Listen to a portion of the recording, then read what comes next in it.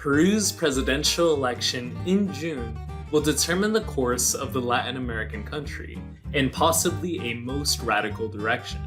And unsurprisingly to those familiar with electoral politics, there is no positive result. Pedro Castillo, insurgent economically left-wing candidate, has an 11-point lead over Keiko Fujimori. While Castillo's meteoric rise is the kind stories are written from, having come from basically nothing and working as a school teacher, his actual policies and platform differ from what many in the US might consider now to be associated with leftism. And that's because our politics exist in a binary, completely diametrically opposed. If you're the child of an immigrant, if you're socially liberal, if you believe in a strong welfare state, you tend to vote one way. Whereas if you're a Southern Christian, you reject collectivism, or believe markets are self-regulating, you tend to vote the other.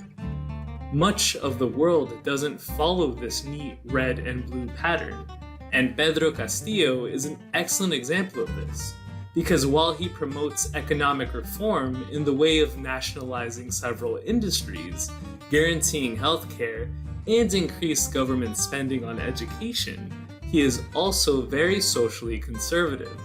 His anti-abortion and anti-marriage equality stances, combined with his endorsing the idea of militarizing the youth for the sake of state morale, betray a deep-rooted dogmatic styling of hierarchy and need for tradition.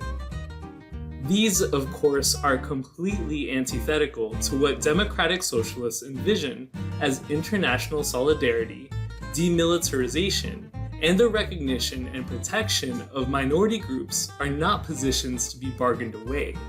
But Castillo has thinly veiled his ambitions in regard to maintaining democracy. And to thank for his immense support, we have his opponent, Keiko Fujimori, a portrait of nepotism, corruption, and failed right-wing economic policies. She is the heiress of a political dynasty, and that her father, Alberto Fujimori, was Peruvian president leading up to the 21st century. She plans to pardon him, as he is currently serving 25 years in prison due to human rights abuses during his time, but he still marshals some support due to his economic revitalization of the country, which is really a great analogy of Fujimori's brand of neoliberalism. There will be wealth amassed for some, to the point where it forgives the crimes of those who fed them.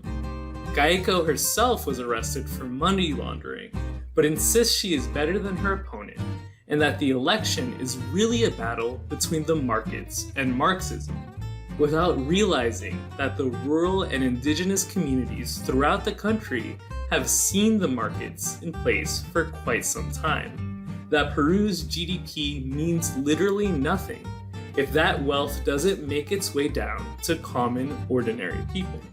And those people have made their choice. Which is troubling because between these two, there really aren't any choices at all. To quote a great cinematic masterpiece of a film, Godzilla vs. Kong, no matter who wins, we lose. If you like this style of video, please let me know in the comments below. Subscribe to us at Thoughtpolis, and talk to you soon.